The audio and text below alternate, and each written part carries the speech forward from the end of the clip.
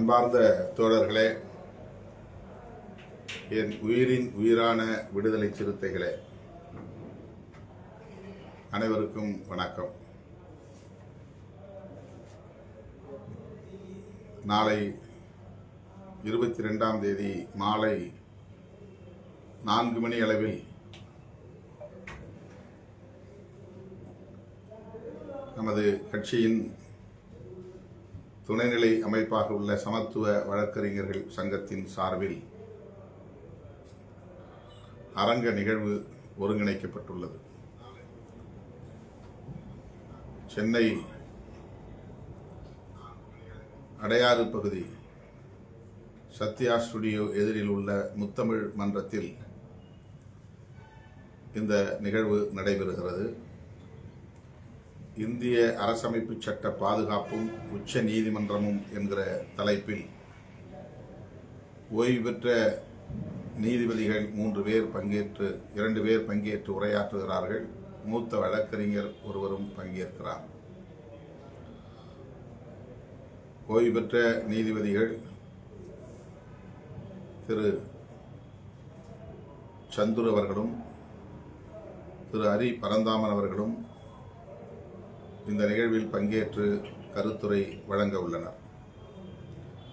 அத்துடன் உச்சநீதிமன்றத்தில் வழக்காடும் மூத்த வழக்குரைஞர் மாநிலங்களவை உறுப்பினர் திரு பி. வில்சன் அவர்களும் பங்கேற்று சிறப்புரை ஆற்றியிருக்கிறார். என்னுடைய தலைமையில் நடைபெறவுள்ள இந்த நிகழ்வில் சமத்துவ வழக்கறிஞர்கள் சங்கத்தின் மாநில செயலாளர் பார்வேந்தன் அவர்கள் வரவேற்புரை ஆற்றியிருக்கிறார். சமத்துவ வழக்கறிஞர்கள் சங்கத்தை சார்ந்த முன்னணி தோழர்களும் நமது இயக்கத்தின் விடுதலை சிறுத்தைகள் கட்சியின் முன்னணி பொறுப்பாளர்களும் இந்நிகழ்வில் முன்னிலை வகிக்க உள்ளனர். இந்த நிகழ்வு உச்சநீதிமன்ற தலைமை நீதிபதி B.R. கவாய் அவர்கள் உச்சநீதிமன்றத்திலேயே அவமதிக்கப்பட்டதை ஒட்டி ஒருங்கிணைக்கப்படுகிறது. ஏற்கனவே சமத்துவ வழக்குரைஞர்கள் சங்கத்தின் சார்பில் நாம் உயர்நீதிமன்ற வாசலில் ஒரு கண்டன ஆர்ப்பாட்டத்தை நடத்தினோம். அதனைத் தொடர்ந்து இந்த நிகழ்வும் ஒருங்கிணைக்கப்படுகிறது. உச்சநீதிமன்றம் வழக்குகளை விசாரித்து தீர்ப்பளிக்கக்கூடிய வழக்கமான நீதிமன்றம் என்று சொல்ல முடியாது.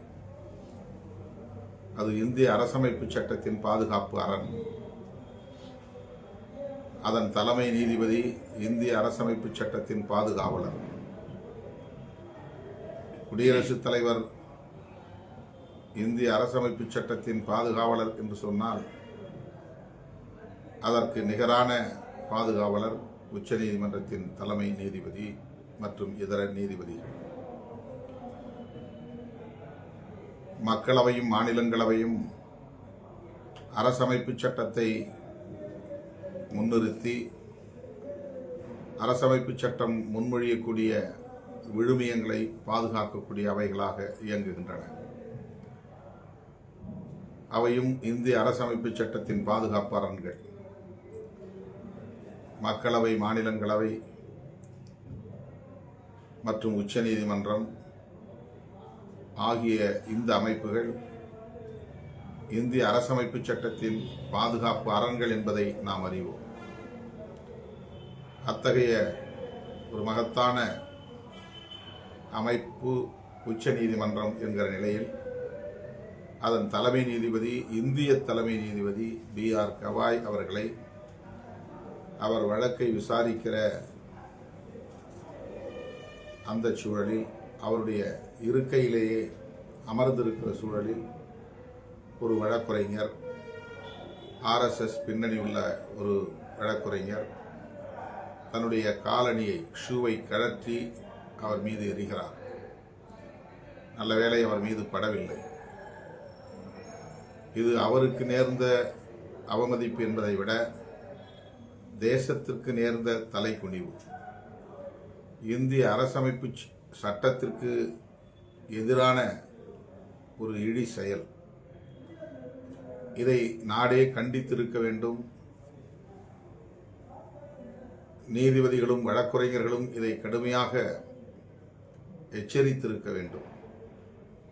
ஆனால் நாடு அமைதியாக இருக்கிறது. நீதிபதிகள், வழக்குரைஞர்கள் இதற்காக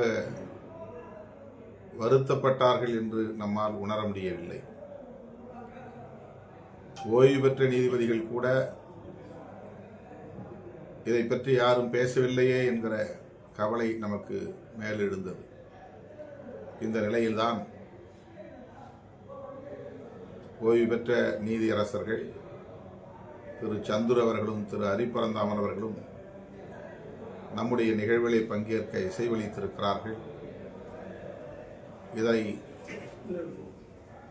முன்னிறுத்தி நாம் ஒருங்கிணைக்கிற இந்த கருத்தரங்கில் பங்கேற்று இந்திய அரசமைப்பு சட்டத்தின் முக்கியத்துவத்தையும் அதன் விழுமியங்களை பாதுகாக்க வேண்டிய தேவையையும் வலியுறுத்த உள்ளனர். இந்திய தலைமை நீதிபதி B.R. கவாய் அவர்களுக்கு நேர்ந்த இந்த அவமதிப்பை கண்டிக்க உள்ளனர். நாம்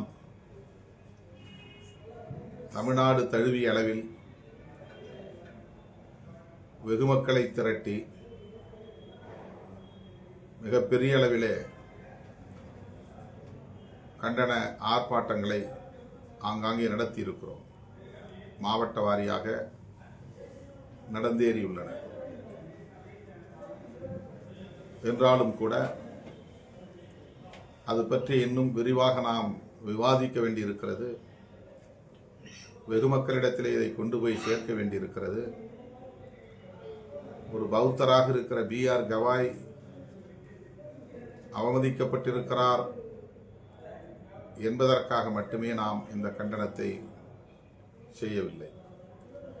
இந்திய அரசமைப்பு சட்டம் எந்த அளவுக்கு அவமதிக்கப்பட்டிருக்கிறது, சங் பரிவார்கள் கோலோச்சக்கூடிய இந்த காலத்தில் புரட்சியாளர் அம்பேத்கர் அவர்களால் வகுத்தளிக்க பெற்ற இந்திய அரசமைப்பு சட்டம் எவ்வளவு இழிவுபடுத்தப்படுகிறது என்பதை நாட்டு மக்களுக்கு சொல்ல வேண்டியிருக்கிறது.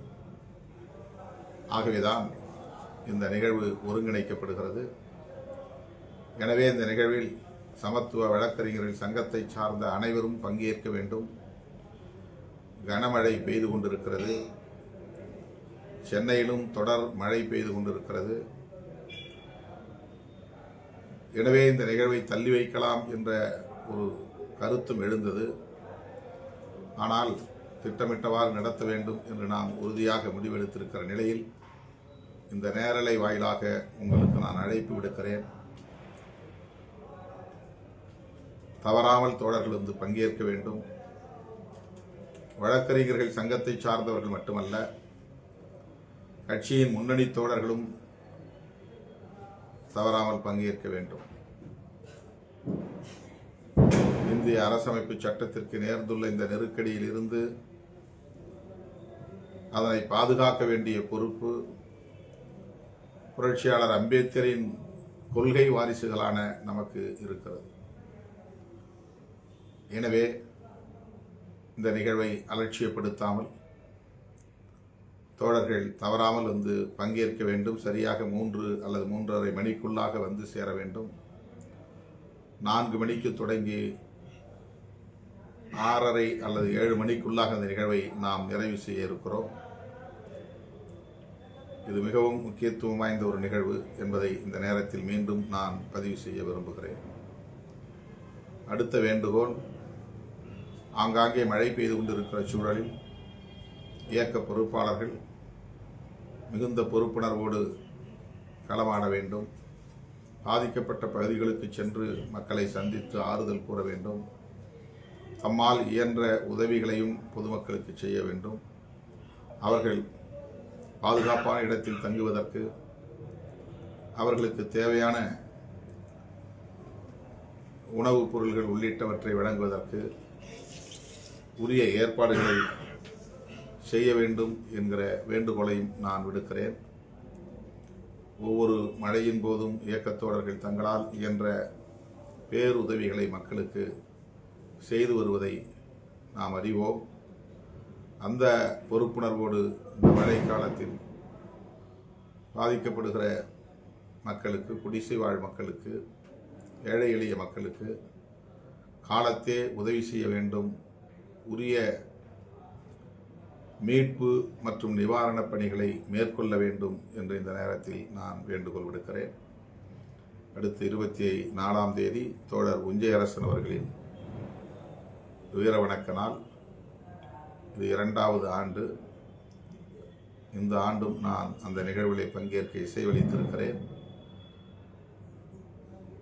முற்பகல் காலை 10 மணி அளவில் அவருடைய நினைவிடத்திலே மலர் வளையம் வைத்து அஞ்சலி செலுத்த இருக்கிறோம். அங்கேயே அவருக்கான நினைவேந்தல் கூட்டமும் நடைபெற உள்ளது. டெல்டா மாவட்டங்களை சார்ந்த தோழர்கள் தவறாமல் அதில் பங்கேற்க வேண்டும் என்கிற வேண்டுகோளை விடுக்கிறேன். நன்றி, வணக்கம்.